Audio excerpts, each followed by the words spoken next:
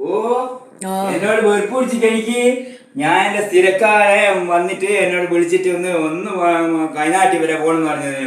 അതുകൊണ്ട് ഓനെയും കൊണ്ട് പോയത്. ഞാൻ നേരം അവനോട് പറഞ്ഞിക്ക് എനിക്കിങ്ങനെ പെണ്ണുങ്ങൾ കാത്തിക്കുന്നുണ്ട് എന്ന്. നിങ്ങൾ മിണ്ടണ്ട. ഒരു പറഞ്ഞ ഒരു സുഖമില്ലാത്ത മനസ്സിലാക്കണ്ടേ. എത്ര നേരമായി കാത്തിരിക്കുന്നു.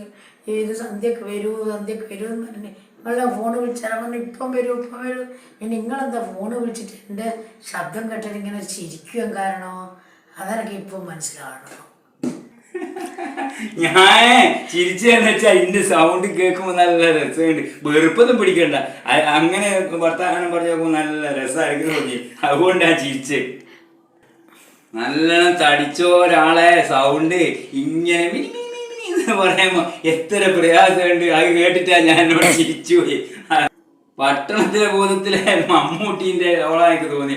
കിനിക്കിനിന്നുള്ള മമ്മൂട്ടിന്റെ സൗണ്ടും ബോധത്തിന്റെ കളിയും. അസുഖം വന്നിട്ട് ഒച്ചയില്ലാണ്ടായി നിങ്ങൾക്ക് തമാശല്ലേ. പട്ടണത്തിൽ ഭൂതം എന്തല്ല. അപ്പം നിങ്ങൾ എന്നോട് അങ്ങനെ ഇങ്ങനെ എന്നെല്ലാം പറഞ്ഞ കള്ളത്തരല്ലേ. എന്നെ സ്വീപ്പാക്കി എൻ്റെ മൂന്ന് സ്വീപ്പാക്കുന്നുണ്ട്. ഞാൻ ചിരിക്കും നോക്ക്. അതാ ഉളുപ്പില്ലാണ്ടിരുന്നിട്ട് നോക്ക് കാണിക്ക്. അതാ ഉളുപ്പില്ലാണ്ടിരുന്ന് ചിരിക്കുന്ന എൻ്റെ ഒച്ച കേട്ടിട്ട് എന്താ ചെയ്യുക.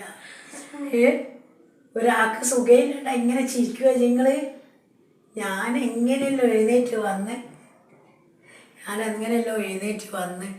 ഞാൻ നിങ്ങൾക്ക് ചായയും ചോറും ഹോട്ടലിൽ നിന്ന് ഇങ്ങനെ മാണ്ടാന്ന് വെച്ചിട്ട് എത്ര കഷ്ടപ്പെട്ട് ഞാൻ ഉണ്ടാക്കി തരുന്നത്. നിങ്ങൾ എന്നെ നോക്കി ചിരിക്കലല്ലേ. ഇടയ്ക്ക് നാളെ എണീക്കാണ്ട് ഞാൻ നിങ്ങൾക്ക് ഒന്ന് കാണിച്ചു തരാം. പട്ടണത്തിൽ ഭൂതാണോ മമ്മൂട്ടിയാണോ എന്ന് ഞാൻ കാണിച്ചു തരാം. അമ്മ എങ്ങനെ ശീലേ പട്ടണ ഭൂതം പോലെ ഉണ്ട് ഇങ്ങനെ സൗണ്ട്.